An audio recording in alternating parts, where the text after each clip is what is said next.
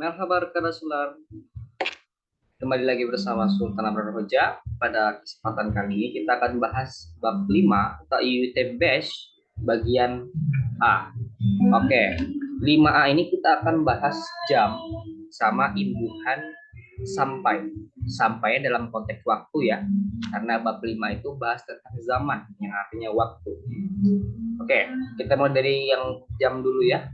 Jam itu disebut dengan saat flair yang artinya hours atau jam-jam begitu. Dan teman-teman bisa lihat di sini istilah yang perlu kita ketahui kalau belajar jam ya. Ada 60 sanie atau altmes sanie, itu artinya 1 menit, dakika itu menit. Kemudian altmes dakika 60 menit sama dengan 1 jam. 1 jam itu bir saat. Kemudian 30 menit itu 30 dakika atau opus dakika, kita bisa sebut dengan yaram saat. Kemudian ada 15 menit atau on base dakika, kita sebutnya cerek ya. Jadi ada istilah-istilahnya supaya kita dipermudah dalam mengucapkan kalimat jam dalam bahasa Turki. Sekarang kita akan melanjutkan ke bawah yang mana kita akan belajar bagaimana cara membuat jam yang lebih dan jam yang kurang. Karena kan di jam itu ada lebih dan kurang. Yang perlu kita ketahui adalah kalau lebih itu dari menit 1 sampai menit ke 29. Kalau yang 30 menit itu beda sendiri. Jadi tidak masuk lewat dan tidak masuk kurang. Kemudian kalau yang kurang itu menitnya dari 31 sampai 59. 60-nya kan sudah pas ya, artinya jamnya jam tepat, bukan lebih atau kurang. Jadi kita di sini akan fokus untuk bahas yang lewat dan yang kurang. Yang lewat dan yang kurang juga dibagi dua lagi. Ada yang khusus buat kalimat jamnya aja, ada yang khusus juga untuk tambahan keterangan. Jadi misalkan di jam tersebut lagi ngapain atau kegiatannya lagi ada apa. Kita mulai dari yang lewat. Lewat itu rumusnya ada di samping kanan. Saat ditambah dalam kurung Y, kemudian I besar, dakika geçiyor. Nah, ini khusus untuk yang kalimat jamnya saja ya. Misalkan ditanya, jam berapa? Saat kaç? Ditanya, kemudian dijawab, sekarang jam 15.55. Misalkan jam 15.20 deh, 15.20. Berarti kan jam 3 lewat 20 menit ya.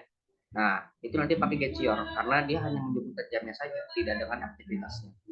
Maka, angka 3 atau jam 15 itu kita tambahkan dengan imbuhan EIUU. Tapi dilihat karena jam 3 itu adalah uj ya kan, maka nanti dipakaikan u. Teman-teman bisa lihat di sini penjabaran rumusnya itu adalah A ditambah Y, EI ditambah I, OU ditambah U,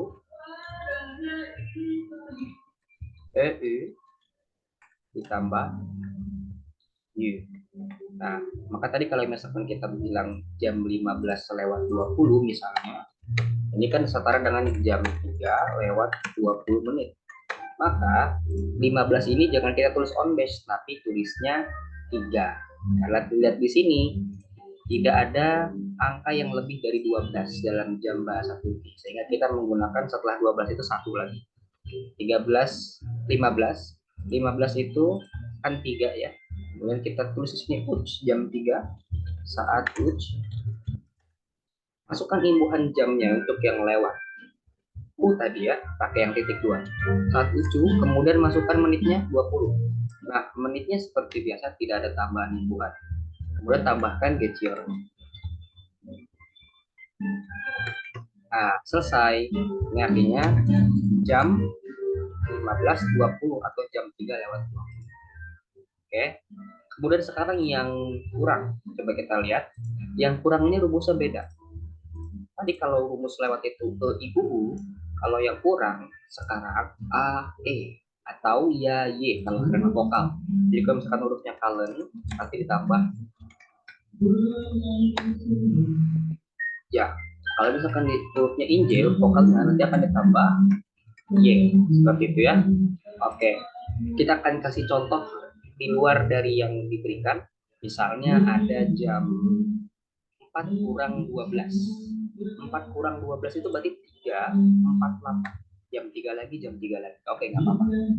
Jam 3.38 itu berarti misalkan ini dini hari ya, masih pagi banget. Jam 4 kurang 12.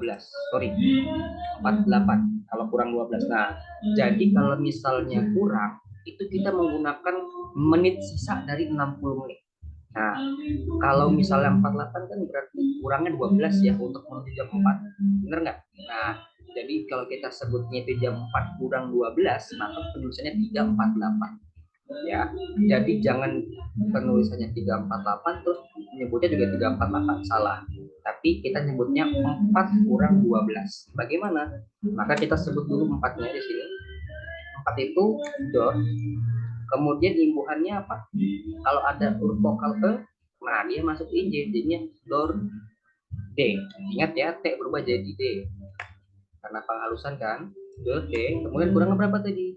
Kurangnya 12. Oh, masukin on. Ingat, menitnya nggak ada imbuhan apa-apa, jadi biasa saja. Barulah masuk ubar. Nah, kalau tadi lewat itu pakai gecior, kalau misalkan kurang itu pakai ubar. Ini bagian yang menggunakan kalimat jamnya saja ya. Kalau sekarang kita beranjak ke bawah, yang menggunakan aktivitas atau keterangan di jam tersebut ngapain aja sih? Misalnya, sekarang kita kelewat lagi ya, jam berapa nih? Jam 6 pagi lewat 10 menit. Nah, jam 6 pagi lewat 10 menit kita ngapain? Misalkan sarapan. Nah, kita coba tulis dulu di sini. Jam 6 lewat 10 aku sarapan. Oke. Nah, selanjutnya kita buat kalimatnya. Masukin dulu saatnya, kemudian 6-nya halte. Ingat imbuhan lewat tadi a, e, i, u itu beda semuanya. Karena halte punya akhirat huruf e, maka nanti ditambahkan y, kemudian masukkan e lagi, halte y. Nah, kemudian masukin menitnya. Menitnya berapa? 10 on. Habis itu apa? Masukkan GC. Kalau tadi kan gecior ya, kalau sekarang kita masukkan GC. Jangan terbalik ya, karena hampir mirip sama-sama gec awalannya. GC digunakan kalau ada tambahan aktivitas. Aktivitasnya apa? Aku sarapan, berarti walte ediorum. Nah, seperti itu. Ya. Nah, coba kita berbanding terbalik dengan yang kurang. Kalau itu kan jam 6 lewat 10, berarti sekarang jam 6 kurang 10. Berarti 5.50 ya. 5.50. Sama aja, aku lagi sarapan juga. Berarti saat halte juga ya dipakainya ya. Karena kita kan makainya jam 6 kurang, bukan jam 5 lewat 50 ya kan. Ingat, kita harus sesuai kaidah penyebutannya. Jam 6 kurang 10, tapi tulisannya 5.50. Berarti kita pakai halte.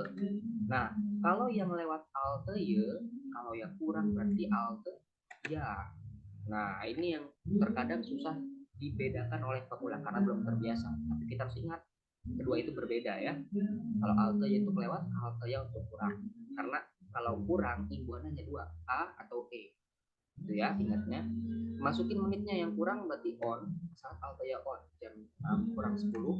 Kalau tadi kurang untuk kalimat jamnya aja pakai war, kalau misalkan kurang dengan aktivitas itu menggunakan kala. Nah, jadi jangan pakai war lagi karena kan ada kegiatan ya. Kala.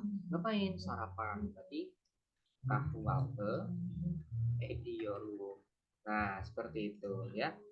Apakah mudah? Kalau misalkan ada yang tanyakan, silahkan tanya di kolom komentar ya. Nah, sekarang kita lanjut dulu nih ke bawah.